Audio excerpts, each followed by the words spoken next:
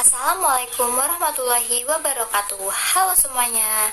Saya Aula Permatasari dengan NIM 2300003015. Di sini akan membawakan media pembelajaran untuk SMA maupun SMK tentang memahami apa itu teks editorial. Dan berikut penjelasannya. Sebelum itu, saya akan menyampaikan capaian pembelajarannya terlebih dahulu. Peserta didik mampu menulis gagasan, pikiran, pandangan, pengetahuan, metagonisi untuk berbagai tujuan secara logis, kritis, dan kreatif. Peserta didik mampu menulis karya sastra dalam berbagai genre. Peserta didik juga mampu menulis teks relaksi diri, mampu menulis hasil penelitian, teks fungsional, dunia kerja, dan pengembangan studi lanjut. Peserta didik mampu memodifikasi atau mendekonstruksikan karya sastra untuk tujuan ekonomi kreatif. Peserta didik mampu menerbitkan hasil tulis di media cetak maupun digital. Selanjutnya ada tujuan pembelajaran. Pelajar menulis teks editorial terkait sebuah fenomena tentang sains sosial humaniora yang baru dan kompleks dengan dalil dan bukti yang berasal dari pengamatan, pengalaman, dan rujukan yang diketahui.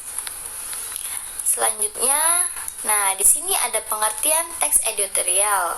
Teks editorial atau tajuk rencana adalah teks dalam surat kabar yang berisi pandangan editor dalam menanggapi isu atau masalah yang menjadi perhatian umum. Di dalamnya terdapat fakta masalah dan opini penulis. Fakta masalah adalah fakta persoalan yang dibahas atau yang dijadikan alat untuk memperkuat posisi penulis. Opini penulis adalah pendapat atau pandangan penulis terhadap masalah tersebut. Di sini ada ciri-ciri teks editorial. Yang pertama, bersifat aktual dan faktual. Tulisan mengangkat topik yang hangat, sedang berlangsung atau banyak dibicarakan masyarakat secara luas. Yang kedua ada sistematis dan logis. Selanjutnya yang ketiga, berisi argumentasi atau argumentatif, karena pada dasarnya teks editorial adalah pendapat. Lalu yang keempat, ada menggunakan kalimat yang singkat, padat, dan jelas agar menarik dibaca. Ada selanjutnya struktur teks editorial. Yang pertama itu ada tesis, disebut juga pernyataan pendapat. Biasanya berisi sebuah teori yang akan diperkuat oleh argumen. Pada bagian ini, penulis menyampaikan sudut pandang tentang masalah yang dibahas. Yang kedua itu ada argumentasi, merupakan bukti atau alasan untuk memperkuat pernyataan dalam tesis. Argumentasi dapat berupa pernyataan umum atau data hasil penelitian, pernyataan para ahli maupun fakta-fakta berdasarkan referensi yang bisa dipercaya. Yang ketiga, ada penegasan ulang atau disebut pernyataan atau penegasan ulang pendapat. Penegasan ulang biasa berada di bagian akhir teks. Di sini ada kaidah kebahasaan. Dalam kaidah kebahasaan seperti strukturnya, yaitu tesis disebut juga pernyataan pendapat, biasanya berisi sebuah teori yang akan diperkuat oleh argumen. Pada bagian ini penulis menyampaikan sudut pandang tentang masalah yang dibahas. Yang kedua ada argumentasi, merupakan bukti atau alasan untuk memperkuat pernyataan dalam tesis. Argumentasi dapat berupa pernyataan umum atau data hasil penelitian, pernyataan para ahli maupun fakta-fakta berdasarkan referensi yang bisa dipercaya. Yang ketiga ada penegasan ulang atau disebut pernyataan atau penegasan ulang pendapat. Penegasan ulang biasa berada di bagian akhir teks.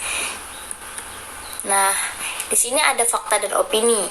Fakta adalah suatu yang benar-benar terjadi sehingga dapat dibuktikan kebenarannya. Sedangkan opini adalah pendirian atau sikap seseorang terhadap suatu hal.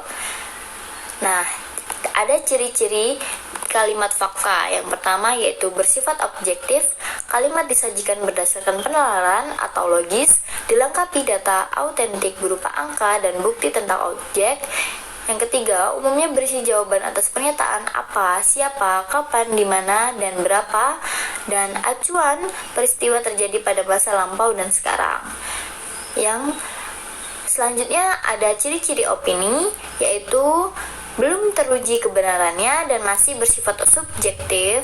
Yang kedua, tidak memiliki data pendukung atau bukti yang akurat. Yang ketiga, merupakan suatu peristiwa yang belum terjadi karena merupakan suatu pendapat. Nah, di sini ada langkah-langkah menulis teks editorial. Yang pertama, penentuan isu atau peristiwa masalah. Yang kedua, pengumpulan fakta. Yang ketiga, pengorganisasian fakta sesuai kerangka. Nah, lalu yang keempat, pengembangan kerangka menjadi teks editorial. Ini adalah contoh teks editorial yang berjudul Lawan Bullying. Nah, di sini yang pertama ada ketegasan memerangi bullying di kalangan pelajar perlu digalakkan kembali, sebab aktivitas bullying atau perundungan merupakan kejahatan yang akan menimbulkan trauma berkepanjangan terhadap korban. Nah, yang kalimat yang di atas itu bisa dikatakan tesis. Apa itu tesis? Sudah dijelaskan sebelumnya. Coba kalian ulang kembali bagaimana kalimat ini bisa dinyatakan sebagai tesis. Lalu yang kedua, argumentasi. Argumentasi ini kalimatnya yaitu bullying marak terjadi di lingkungan sekolah. Menurut pengamat pendidikan, kasus bullying di Indonesia sudah termasuk level darurat. Berdasarkan data dari Jaringan Pemantau Pendidikan Indonesia atau JPPI, jumlah korban bullying sepanjang Januari sampai Agustus tahun 2023 mencapai 379 anak. Hal ini tentu menjadi tanggung jawab kita bersama untuk berupaya mencegah bullying dalam hal sekecil apapun. Nah, kalimat ini dia termasuk argumentasi. Selanjutnya ada penegasan ulang atau kesimpulan, yaitu kalimatnya kebijakan terkait pencegahan kasus bullying harus segera dilakukan mengingat jumlah lonjakan kasus yang makin tinggi. Sudah sepatutnya semua pihak mengambil peran untuk mengatasi hal ini, bukan hanya pihak sekolah, pemerintah, tetapi semua kalangan masyarakat dibutuhkan partisipasinya untuk dapat mencegah kasus bullying ini. Nah, itu tadi contoh dari teks editorial. Apakah teman-teman semua sudah paham mengenai teks editorial? Selanjutnya, coba sekarang kalian yang menentukan teks editorial dan strukturnya. Silakan dicoba. Terima kasih. Cukup sekian. Wassalamualaikum warahmatullahi wabarakatuh. Dadah.